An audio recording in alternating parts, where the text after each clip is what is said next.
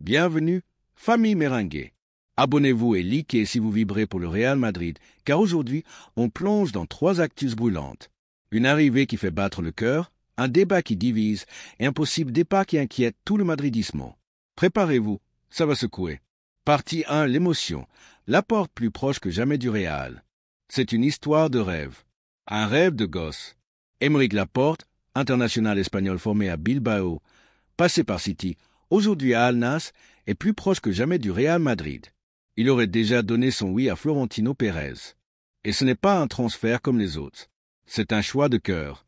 Le joueur serait prêt à diviser son salaire par 2 pour rejoindre la Maison Blanche. Fini le confort saoudien, place à la grandeur, à l'histoire, à la pression, à l'essence du football. Malgré les approches de la Juventus et d'Arsenal, Laporte ne voit qu'un maillot, le blanc. Il veut jouer au Bernabéu, entendre le rugissement des tribunes, soulever des titres et écrire sa propre légende à Madrid. Et ce que le club apprécie, c'est justement son engagement, sa volonté de rejoindre le Real malgré une situation confortable ailleurs. C'est un défenseur élégant, intelligent, au leadership silencieux. Un organisateur, pas un bourrin. Et surtout, il connaît la Liga, les stades, les arbitres, le rythme intense. Il est prêt. Il signerait pour 4 saisons et pourrait devenir un pilier dans la rotation défensive. Un renfort immédiat, expérimenté et profondément madridista. Alors, madridista, êtes-vous touché par ce geste? Est-ce le genre de joueur que vous voulez voir défendre notre blason?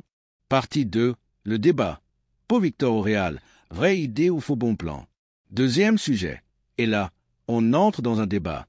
Le nom de Pau Victor circule. Oui, un attaquant de 23 ans formé au FC Barcelone. Une rumeur qui ne laisse personne indifférent. Recalé au Barça, prêté à Girona sans exploser, puis mis de côté. Et aujourd'hui, son profil intéresserait le Real pour renforcer l'attaque? Sérieusement? Ce recrutement fait grincer des dents. Car ici, à Madrid, on ne cherche pas des paris douteux, ni des joueurs rejetés par le rival éternel. On veut des guerriers, des leaders, des talents confirmés ou en pleine explosion. Et pendant que certains jeunes du Castilla rêvent d'une chance, on irait miser sur un joueur qui n'a pas convaincu ailleurs? Pourquoi? Par manque d'ambition? Par facilité? Le Real Madrid est l'excellence ou rien. Et Pau Victor, aussi prometteur soit-il, n'a pas encore montré qu'il était prêt pour porter ce maillot. Alors on vous pose la question. Bull est-ce un coup stratégique ou une erreur de casting?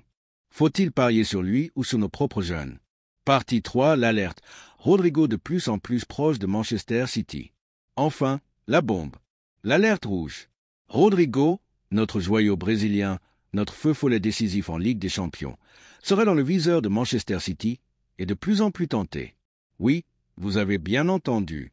Alors que le Real prépare une attaque de rêve avec Endrick, Mbappé et peut-être allant à l'horizon 2026, certains cadres offensifs commencent à douter de leur futur rôle.